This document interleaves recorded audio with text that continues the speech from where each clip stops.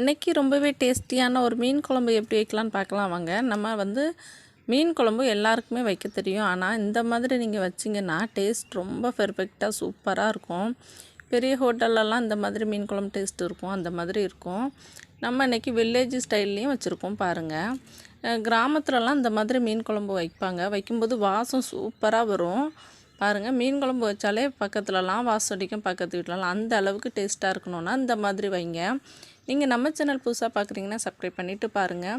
நல்லா சின்ன வெங்காயம் பூண்டு போட்டு வதக்கிட்டு ஒரு தக்காளியை கட் பண்ணி போட்டு வதக்குங்க. பச்சை மிளகாய் ஒரு 4 போட்டுக்கோங்க. ஒரு தக்காளியை அரைச்சி ஊற்றிக்கோங்க. இப்போ இதுக்கு வீட்டு குழம்புத்தூள் சேர்த்துக்கோங்க. வீட்டு குழம்புத்தூள் ரொம்ப முக்கியம். நெல்லிக்காய் சைஸ் அளவு புளியோட கூட கொஞ்சம் ஊற்றிக்கலாம். புளி கொஞ்சம் ஜாஸ்தியாக இருந்தால் டேஸ்ட் நல்லாயிருக்கும். இப்போ ஒரு பாதி அளவு மாங்காய் போட்டிருக்கோம். இப்போ நல்லா கொதிக்க விட்டுருங்க. கொதிச்சிட்டு இருக்கும்போதே இந்த பீஸ் மீன் போட்டுடலாம். இது போட்ட உடனே உப்பும் போட்டுருங்க. உப்பு போட்டால் தான் உப்பு மசாலாலாம் அந்த மீனில் பிடிச்சி டேஸ்ட் நல்லாயிருக்கும். கொஞ்சம் கொதிக்க விட்டுருங்க. அப்போ தான் மீன்லாம் நல்லா வெந்து வரும். இப்போ நல்லா வெந்து வந்ததும் மீனை குழம்ப சிம்மில் விட்டுருங்க. இப்போ பாருங்கள், டேஸ்டியான மீன் குழம்பு ரெடி ஆயிடுச்சு.